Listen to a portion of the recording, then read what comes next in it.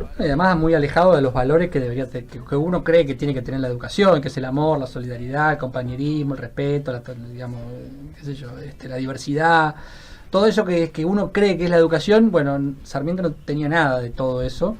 Pudo haber sido algún ejemplo de educación en el siglo XIX, quizás para la sociedad de la época, pero estamos en el siglo XXI y tenemos que ayornarnos incluso hasta en los próceres a los que veneramos, ¿no? Que es un poco lo que estábamos hablando antes, esta cuestión de la construcción del panteón de próceres, que cuando uno los empieza a mirar un poquito más, hay algunos que agigantan su figura, pero se agigantan la figura porque se acercan a nosotros como colectivo social, por ejemplo el caso de San Martín, y hay otros que cuando uno los empieza a mirar en detalle realmente hay que bajarlos de ese pedestal porque no representan los valores, la ética, el compromiso, lo que uno quiere como sociedad. Y bueno, Sarmiento me parece que es el caso más emblemático de esos próceres que hay que empezar a bajar del panteón. Como Mitre, por ejemplo. Bueno, Mitre es otro, como claro, Roca. Exactamente, unos cuantos. Y bueno, cuantos. nosotros acá en la ciudad de Posadas tenemos la ciudad plagada de esos nombres que reivindican curiosamente a los personajes más férreamente unitarios que ha habido en la historia de Argentina, ¿no? Y nosotros que nos reivindicamos en las banderas federales, nuestro prócer es un prócer federal, nuestra bandera es la tricolor del federalismo. Y sin embargo la ciudad de Posadas es un homenaje calle por calle a todos los unitarios del siglo XIX, que construyeron la patria, que escribieron la historia y que nos impusieron también esos nombres.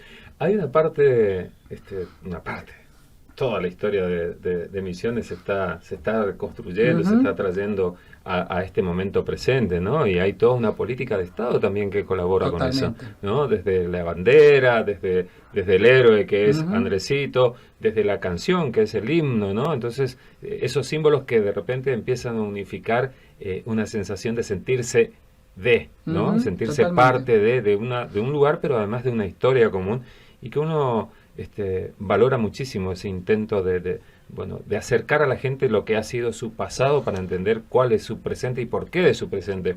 Pero hay una parte de la historia que dice de que Misiones ha sido precursora en la declaración de la independencia. Así es, así es. Y usted tiene una versión justificada y además documentada. Claro, sí, es una versión ya bastante difundida, por suerte, a nivel nacional, en la historiografía nacional, que habla de la Declaración de la Independencia de 1815, el 29 de junio de 1815, en el arroyo de la China, lo que hoy es Concepción del Uruguay.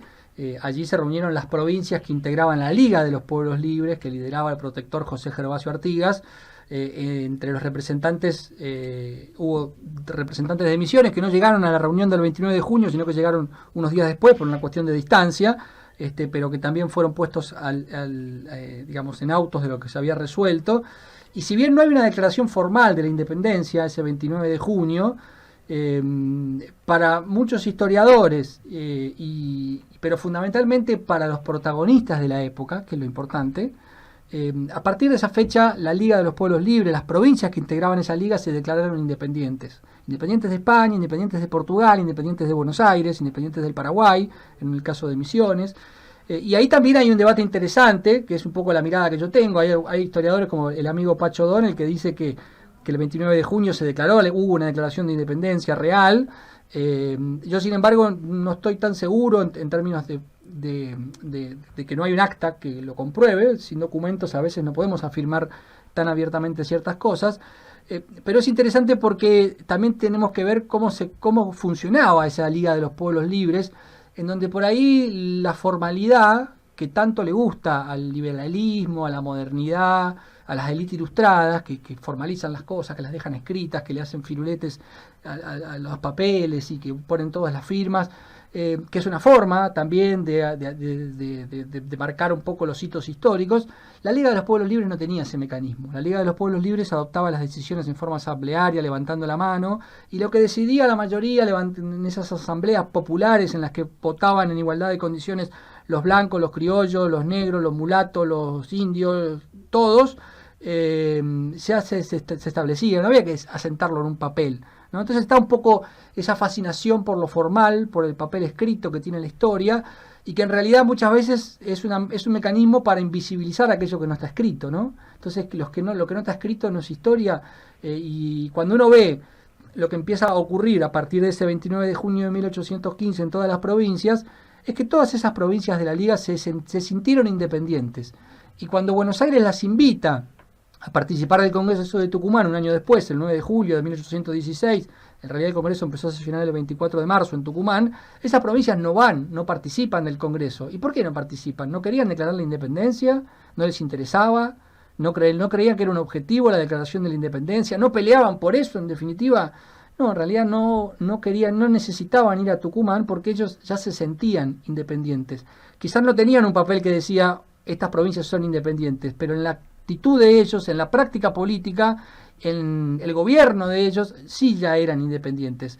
Entonces a mí me parece que ese 29 de junio del 15 es una fecha emblemática, y es una fecha emblemática porque participa nuestra provincia. La plaza central de Posadas se debería llamar Plaza 29 de junio y no 9 de julio, ¿no? Porque estamos saludando con sombrero ajeno, el sombrero de los que declararon la independencia en Tucumán y no la que la declaramos en otra fecha. Bueno, mirá vos, yo soy correntino, ¿no? Y Bueno, para mí siempre fue un apéndice, honestamente, claro. la historia que nos vendieron es la provincia más joven, Exacto. 1950 y tanto, arrebatada, En la década de los exactamente. 1880, sí, Sí, sí. sí, sí, sí, Bueno, sí. es parte de esa historiografía correntina, que está bien, que está perfecto, porque, bueno, es la historia que escribieron en Corrientes. Bueno, los misioneros tenemos derecho a escribir nuestra historia también, y en todo caso salir a polemizar y debatir con los amigos correntinos, que es lo que hacemos bastante seguido, de hecho, ¿no? Bueno, ahí Dardo, el presidente De Niri, Jorge de Niri. Jorge, bueno, yo lo conozco a Jorge, lo Yo conozco también, a claro. Dardo, Claro, hemos Dardo sido es un compañeros en amigo. la Facultad de Derecho. Dardo sí. es un amigo, no diría lo mismo de Jorge de Niri, pero bueno, Dardo es un amigo con el que tenemos más vínculo, y por supuesto que conozco a otros historiadores correntinos que tienen una mirada más abierta en ese sentido y que bueno, y que aceptan que por ahí la historiografía correntina oficial fue un poco manipulada, digamos, ¿no? De alguna manera. Claro, como ha sido toda la historia Por argentina. supuesto, por supuesto. Y quizás nosotros los historiadores misioneros también estamos manipulando un poco la historia misionera, y vendrá una generación futura dentro de 20 años a decir, no, mire, esto que decía Camogli no fue tan así, porque ahora tenemos estos documentos, y así se construye el conocimiento. Pensar que hay una verdad en la ciencia, son relativas las verdades en la ciencia, porque el conocimiento se construye a partir de rebatir un conocimiento anterior, y hay que estar predispuestos, preparados y conscientes de que es así, digamos, ¿no?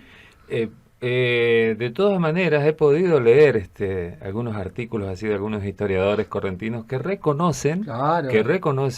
A Andresito Guasurari como el Guacurari, mejor por favor. Guacurari, Sí. el mejor gobernador de la historia de la provincia de Corrientes, y ha sido solo un año. Claro. Vos sabés que he vivido en la localidad Diría de que no es tan Saladas. difícil, pero no quiero que los amigos correntinos se No, enojen, pero ¿no? lo digo yo, lo digo yo, Ah, lo está digo bien, yo, y lo digo yo, y digo que lo han expresado algunos historiadores Sí, correntinos, sí, ¿no? sí, El sí, reconocimiento a un Y además hombre ahí que... está Camilo Gómez Montero, que es el que hizo el documental Buscando al Comandante Andresito, que es correntino, que vive en Corrientes y que hizo un hermoso documental sobre Andresito, y es correntino también. Bueno, y la gente orgulloso. de Arte Ahora, Exacto, claro, bueno, mucha gente Totalmente. que está allí con la historia de los murales, ¿no? Ujú, Visibilizando la historia. El amigo Fernando Calzoni. Fernando Calzoni, claro que sí, conocidos comunes, hemos Ujú. trabajado juntos allá en el proyecto de Corrientes, Ciudad de los Murales, Claro. del Bueno, 98, Fernando organizó 1998, Fernando. los encuentros de muralistas de la Liga de los Pueblos Libres, en los que me ha invitado a participar en alguna ocasión,